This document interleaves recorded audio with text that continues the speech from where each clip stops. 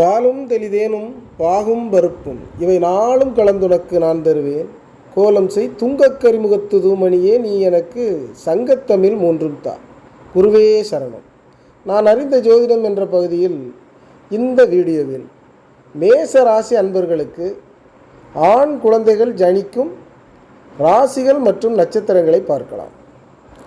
என்னுடைய ஆய்வில் நான் கண்ட உண்மையான அனைவரும் தெரிந்து கொள்ள வேண்டிய அனைத்து வீடியோக்களையும் தொடர்ந்து பார்க்க சப்ஸ்கிரைப் பண்ணுங்கள், பெல் ஐக்கானை கிளிக் செய்யுங்கள்.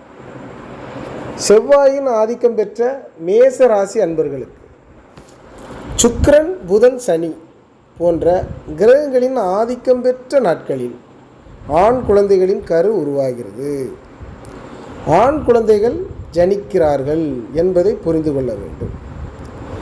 இரு வேறுபட்ட கிரக ஆதிக்கம் கொண்ட இரு வேறுபட்ட ராசிகளை சார்ந்த தாய் தகப்பன், அதாவது ஆண் பெண்களில் ஒருவர் மேசராசியாக இருந்தாலும் அந்த மேச ராசியை சார்ந்த நபருக்கு ஆண் குழந்தைகள் கர்மஸ்தான அதிபதிகளான உடல்காரகன், அதாவது உடல்காரகன் சந்திரன் என்ற மேச ராசிக்கு கர்மஸ்தான அதிபதிகளான சுக்கிரன், புதன், சனி போன்ற கிரகங்களில் ஒரு கிரக ஆதிக்கம் கொண்ட நாட்களில் மட்டுமே ஆண் குழந்தைகள் ஜனிக்கிறார்கள். இப்போ இதை எளிமையாக புரிந்து கொள்கிற மாதிரி நான் சொல்கிறேன், கவனிங்க. மேச ராசி அன்பர்களுக்கு ஆண் குழந்தைகள் பிறக்கின்ற ராசிகள் என்னன்னா, ராசிகளில் மிதுனம், கன்னி, மகரம், கும்பம், ரிஷபம், துலாம் என 6 ராசிகளில் ஆண் குழந்தைகளின் கரு உருவாகிறது அல்லது ஆண் குழந்தைகள் பிறக்கிறார்கள். நட்சத்திரங்களில் 9 நட்சத்திரங்கள்: ஆயில்யம், கேட்டை, ரேவதி, பரணி, பூரம், பூராடம், பூசம், அனுசம், உத்திரட்டாதி என 9 நட்சத்திரங்களில் ஆண் குழந்தைகள் ஜனிக்கிறார்கள் அல்லது ஆண் குழந்தைகள் பிறக்கிறார்கள். திருமணத்திற்கு முகூர்த்தம் குறிக்கும் நாம் சாந்தி முகூர்த்தத்தை சரியாக கவனிப்பதில்லை.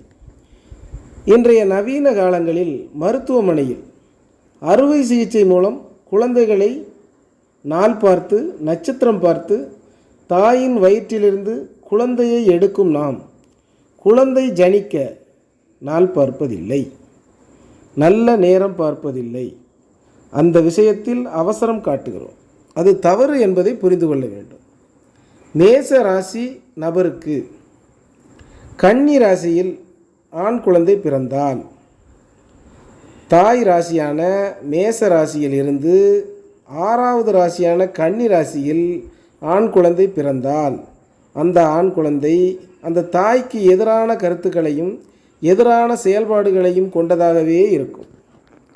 இப்போ மேச ராசியில் பிறந்த ஒரு நபருக்கு அனுசம், கேட்டை நட்சத்திரங்கள், அதாவது விருச்சிக ராசியில் இடம்பெறக்கூடிய, அதாவது மேச ராசிக்கு 8வது ராசியாக இருக்கக்கூடிய விருச்சிக ராசியில் தான் அந்த அனுசம், கேட்டை நட்சத்திரங்கள் இருக்கிறது. அப்படி அந்த அனுசம், கேட்டை நட்சத்திரத்தில் பிறந்த ஆண் குழந்தைகள், மேச ராசி நெருப்பு ராசி, அதாவது நெருப்பு தத்துவத்தை கொண்ட ராசி, விருச்சிக ராசி நீர் தத்துவத்தை கொண்ட ராசி. எப்படி ஒத்து போகும்? 2 பேருக்கும், தகப்பனுக்கும் குழந்தைக்கும் ஒத்து போகாது. ஆகவே அன்பர்களே, நல்ல ராசி நட்சத்திரங்களில், அதாவது உங்களோட மேச ராசிக்கு ஏற்ற கிரக ஆதிக்கம் கொண்ட நல்ல நாட்களில் ஒன்றிணைந்து நல்ல ஆண் குழந்தைகளை பெற்று நல்ல பெயரோடும் புகழோடும் வாழலாம் என்பதை புரிந்து கொள்ள வேண்டும். வாழ்க வையகம், வாழ்க வளமுடன். குருவே